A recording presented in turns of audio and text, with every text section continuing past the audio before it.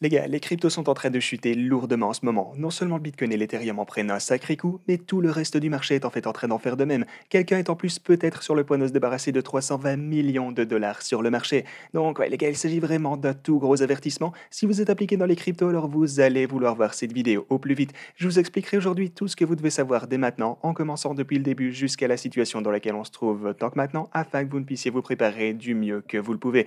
Donc bienvenue à tous, je m'appelle Maxime, je vous apporte chaque jour des nouvelles vidéos en français sur les crypto-monnaies en vous apprenant comment vous faire de l'argent sur ce marché. Si vous êtes nouveau sur cette chaîne, alors soyez sûr de vous abonner et d'activer la cloche dès maintenant. Et juste, waouh, on est vraiment en train de vivre une journée folle pour le moment.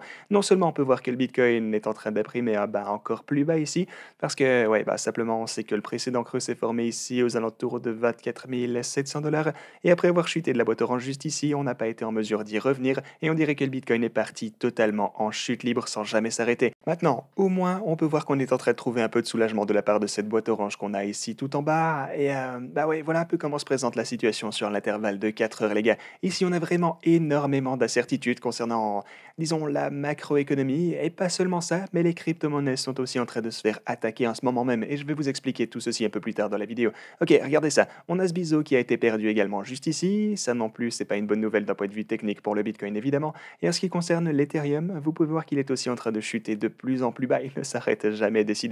Et on vient en fait tout juste de dépasser le précédent sommet qu'on avait formé dans le cycle d'avant, il y a quelques années. C'est vraiment un événement majeur. Si je prends l'intervalle hebdomadaire ici et que je retire tout ça en vitesse, ouais, vous pouvez voir que le précédent swing high durant le bull market de 2017-2018, eh bien, on est venu s'arrêter juste là dans les environs de 1500 dollars.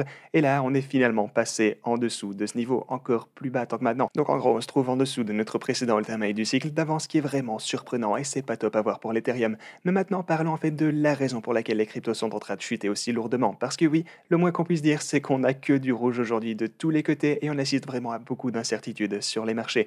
Du coup, la première chose, c'est que Celsius Network est en pleine dégringolade. Je vous expliquais ça récemment. Leur jeton vient en fait de chuter de 50, enfin un additionnel 50% après être déjà redescendu de 97%. Donc ouais, encore moins 50% rien qu'aujourd'hui. Mais alors, quelle est la raison principale? Eh bien, je vous parlais de cet événement dernièrement et surtout dans les vidéos précédentes. Je vous avais averti qu'il semblait assez probable que Celsius soit sur le point d'imploser purement et simplement. Et donc ce matin, Celsius, qui, comme on le rappelle, est un protocole de prêt et d'emprunt, en gros, il regroupe les cryptos des utilisateurs, il l'utilise dans la DeFi pour générer des revenus et vous pouvez gagner un rendement en tant que client. Et ce qui se passe, c'est qu'ils viennent juste de publier une note déclarant qu'ils viennent d'arrêter totalement les retraits, ce qui veut dire simplement que vous ne pouvez plus actuellement retirer votre argent de Celsius si vous ne l'avez pas déjà fait. Et le souci, c'est qu'ils ont vraiment pas mal de problèmes de liquidité actuellement. Mais quel genre de problème vous allez me dire? Eh bien, pour faire simple, ils n'ont plus assez d'argent que pour payer toutes les personnes qui souhaitent retirer leurs propres fonds. Et ce qui est encore pire, c'est que si vous vérifiez leurs termes et services juste ici, on vous dit très clairement que, dans l'éventualité d'une banqueroute de la part de Celsius, s'ils se font liquider ou que d'une manière ou d'une autre, ils ne sont pas en mesure de rembourser leurs obligations, eh bien tout actif numérique éligible qui serait utilisé dans leur service Earn ou en tant que collatéral sous leur service d'emprunt pourrait bien ne pas être récupérable du tout. Et ils ajoutent que vous n'auriez dans ce cas pas de recours légal ou même de droit en connexion avec les obligations de Celsius envers vous, si ce n'est en tant que créditeur de Celsius sous n'importe quelle loi applicable. Ok, et sous tout ce jargon technique, qu'est-ce que ça veut dire? Eh bien, ce qu'ils vous disent ici, si vous parcourez un peu tout ce texte, c'est ceci. Si vous avez de l'argent sur Celsius et qu'ils font faillite, alors ils ne vont pas vous rendre votre argent, ou en tout cas, ils ne sont pas obligés de le faire du tout. Vous n'avez donc pas de droit légal de demander à récupérer votre propre argent s'ils le perdent. Voilà donc quelque chose qui répand énormément de panique pour le moment, ça va sans dire. Évidemment, c'est vraiment malheureux que ça doive se passer alors que les marchés ne vont déjà pas très bien, mais alors quelle quantité d'argent possède réellement Celsius? Eh bien, il leur reste en fait toujours pas mal d'argent actuellement. Ils ont en fait retiré une partie de leur fonds de AV. Ils ont récupéré, comme on peut le voir ici, 50 000 Ethereum ainsi que 7 000 Bitcoin encapsulés.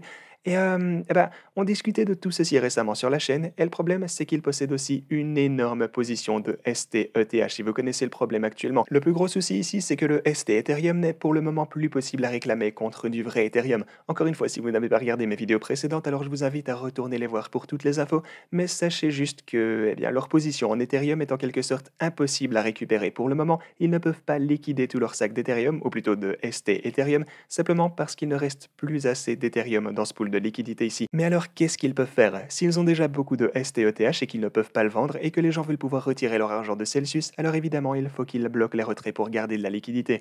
Donc maintenant, c'est effectivement un plutôt mauvais signe ici, et si vous avez retiré vos cryptos de Celsius, déjà, alors vous vous en félicitez probablement en voyant cette nouvelle tomber, mais à ce stade, ouais, on ne connaît pas vraiment la réelle gravité de cette situation.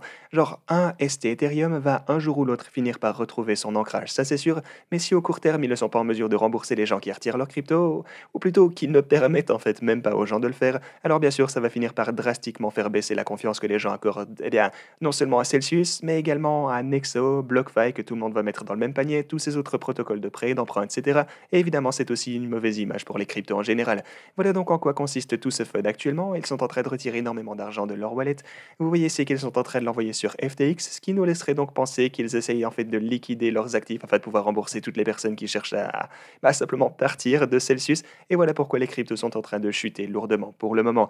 Si vous me demandez, il s'agit très clairement d'un événement de type Black Swan ici, on peut le décréter, mais je pense pas par contre que c'est le dernier qu'on va voir. Premièrement, vous avez Luna, Terra Classic, etc. qui a rechuté à une fraction d'un centime ici, donc on est déjà dans des conditions totalement folles actuellement. Le marché se trouve déjà sous une tempête de nouvelles négatives, et ce depuis un sacré moment déjà, mais selon moi ce sont juste les plus faibles qui sont tombés en premier. Tout ceci avec Luna et l'UST, c'était vraiment le premier domino, c'était une cible assez facile.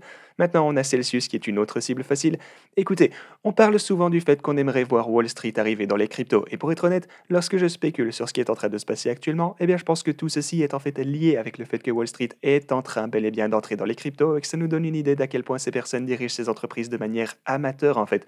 Ils ont simplement jeté un œil à Luna, ils ont repéré un défaut dans le code, dans le protocole, et ils se sont dit ok, on n'a qu'à faire ceci, on peut faire exploser tout le projet, on va se faire un paquet d'argent grâce à ça, et boum, ils n'ont qu'à exécuter leur plan sans aucun accroc. Luna est reparti jusque zéro, il en va de même pour le UST, ils se sont vraiment fait des milliards sur cette action.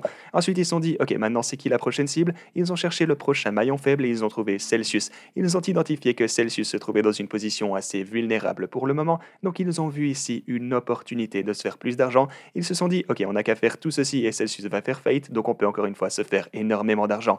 Maintenant, que je sois bien clair avec vous, Celsius n'a pas encore déclaré banqueroute pour le moment. Ils essayent toujours de s'en sortir, on dirait, mais quand je vois comment ils ont jusqu'à maintenant géré leur argent, quand je vois comment les événements se sont déroulés à ce moment pour Celsius, eh bien on dirait effectivement que Wall Street vient de mettre son viseur laser sur leur tête.